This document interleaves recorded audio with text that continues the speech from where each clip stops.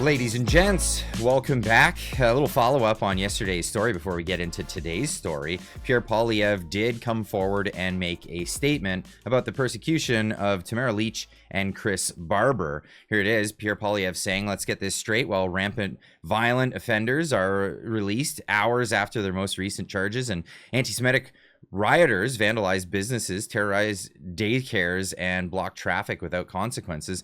The Crown wants 7 years prison time for the charge of mischief for Lich and Barber. How is this justice? I think the best comment here was Kirk Lubermoff saying, so there we have it. Pierre Poilievre finally made a comment on what seems like political persecution of Tamara Lich and Chris Barber. Thoughts? Happy now? Why did it take so much pressure?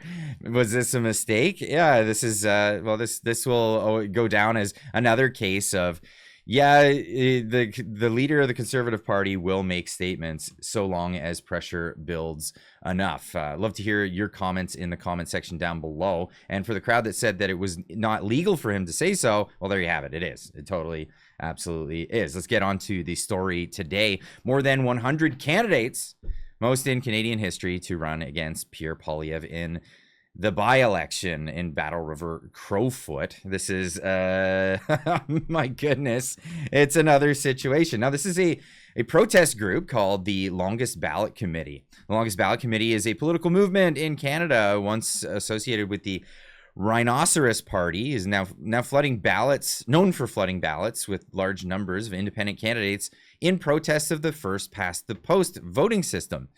The movement argues that there's a conflict of interest when politicians are in charge of election rules and advocates for election law to be decided by a permanent, independent, and non-partisan body such as Citizens Assembly. Well, it doesn't seem like this is actually their purpose anymore. It seems like they have a particular bend against Pierre Poilievre, because now this is the second time they're going after Pierre Poilievre specifically. They thwarted, well, I don't know if they thwarted, they really put a wrench in the gears of the last election in Carleton. Pierre Poilievre incidentally losing his riding there, and now is running in this new riding in Alberta, in Battle River Crowfoot.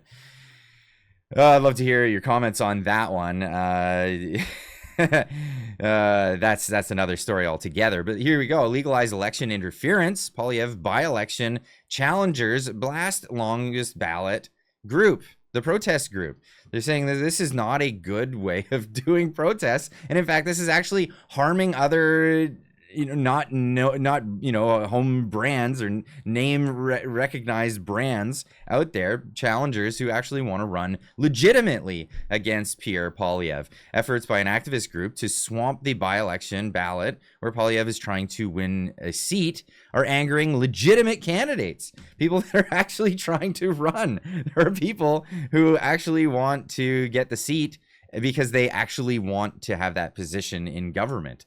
Ottawa, efforts by an activist group to swamp the by-election ballot where Pierre Poilievre is trying to win a seat are angering some opponents who are hoping to spoil the race for the Conservative leader.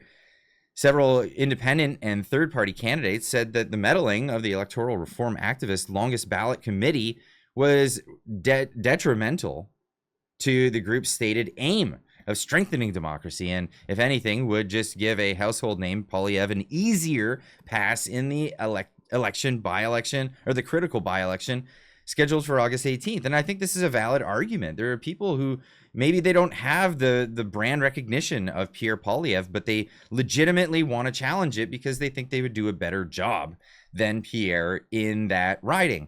Now, there's also people arguing that, hey,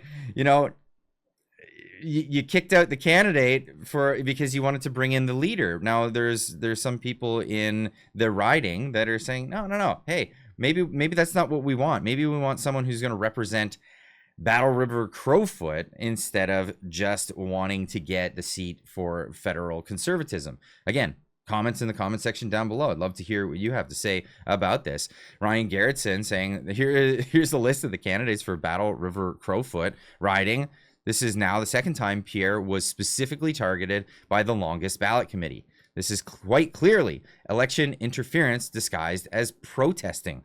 this isn't really, you know, going at their initial stated goals as what they actually say they are. Now here's the picture of the ballot the last go around. This was in Carleton. This is what the ballot looked like. This abuse of the electoral system must stop, says Corey Morgan. Protesting for the sake of protesting, nothing is being accomplished. No point is being made. It's time to make some changes to how candidates become eligible. And again, this seems like really just targeted at Pierre Poilievre specifically in this. Now, I did appreciate this one, Wyatt Claypool, putting it out there, saying one Japanese election innovation that I actually think is worth adopting in order to make sure more serious people run for office is to have a minimum buy-in to run for office.